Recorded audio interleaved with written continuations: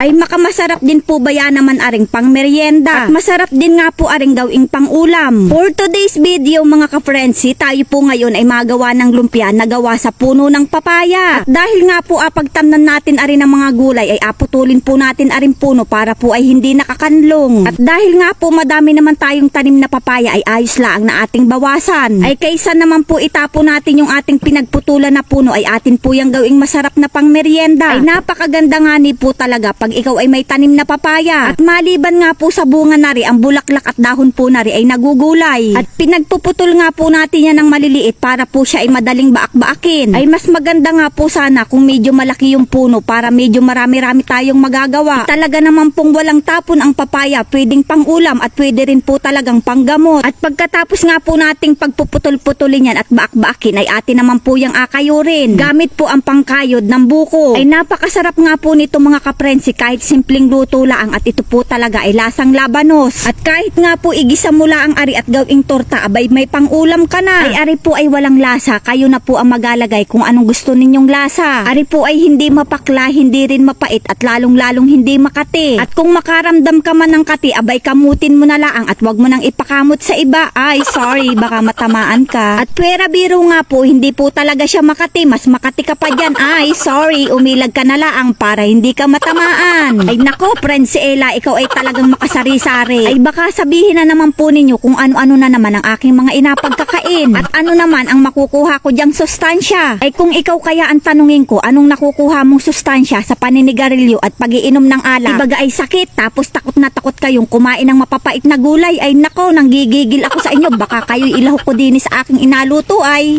di baga nasampal ka sa katotohanan? Ay ako mamaya ay magalaga ng tanglad at ako talaga'y na-high blood sa inyo. O at naari na at apakuluan na natin aring niyadyad nating puno ng papaya. Ay napakahihirap talaga ninyong i-please. Kayo na nga lang dyan ang inaturuan ng mga inaluto ay. Ako po'y hindi galit ha. Ako'y nagapaliwanag laang. Ako po talaga ay hindi pwedeng maging teacher lalo na po kung ang mga estudyante ko ay sobrang makukulit. Pero pwede naman po akong maging abogado dahil nga po napakagaling kong mga twiran.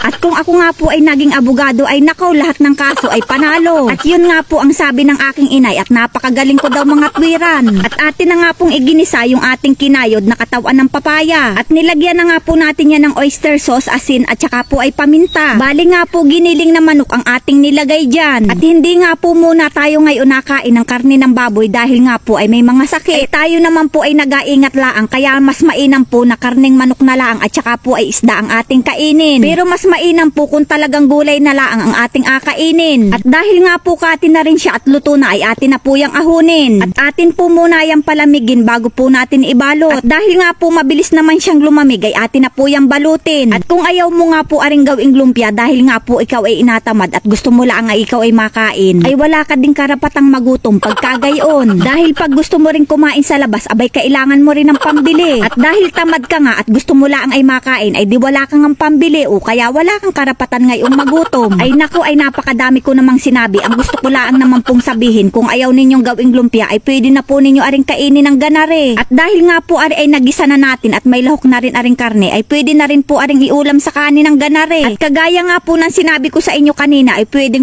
nga po aring gawing torta. Dahil nga po mainit yung ulo ko ay stay yung mantika, ay ilagay na po natin yung ating lumpia. At dahil nga po luto na rin naman yung ilalim niyan, ay napakadali na lang po nating lutuin yan. Maganda nga po pag tayo nagaluto ng lumpia, yung apoy natin ay medyo malakas. Dahil nga po malakas sumakmal, yung makain yan ay stay pag po malakas yung kanyang apoy ay malutong po ang pagkakaluto ng lumpia. At kahit nga po hindi ninyo inatanong ay gusto ko pa rin sabihin sa inyo na ari po talaga ang paborito kong pagkain sa handaan sa birthdayhan. At kahit nga po anong klaseng palaman ng lumpia, basta po yan ay lumpia, ay yan po ay aking akainin. Basta po ay meron kayong handa ng ganyan. At yan din po talaga ang paborito kong inasyaron pag ako'y napunta ng mga birthdayhan. Kaya naman pagka ako'y pumunta sa inyo sa birthdayhan, abay alam na ninyo ang apasyaron sa akin. Pero ayaw ko po talaga aring inakain sa kanin kahit ari po ay pwedeng iulam. Dahil ang gusto ko po din ay inapapaklaang at inagawang pang merienda. At apakita ko nga po sa inyo kung paano gumawa ng masarap na sausawa na suka. At nilagyan nga po natin yan ng asukal para po ay medyo manamis-namis. Mas masarap din po talaga pagka marami tayong nilagay na sibuyas. At ayan na nga po ang ating lumpia na gawa sa puno ng papaya. At meron na nga din po tayong masarap na pang merienda. Kaya naman sakmalin na natin yan at baka sakmalin pa ng iba. At pag Kapag nga po nilagyan mo ng maraming suka at sibuyas ay talaga naman pong napakasarap. Kaya nga po mas masarap aring papakin kaysa po iulam sa kanin. At dahil nga po medyo matamis-tamis at maanghang yung ating suka ay talaga naman pong napakasarap isawsaw ng lumpia. At hindi mo rin po talaga siya mapagkakamal ang gawa sa puno ng papaya. Dahil nga po parang kalasalaang din talaga siya ng labanos. At kung wala nga po kayong togi o kaya ay mga gulay at gustong gusto ninyong maglumpia ay arinalaan po ang inyong gawin. Tapos ay parisan po ninyo ng masarap na suka ay talaga naman pong panalong panalo. Mga ka-Frenzy, thank you for watching!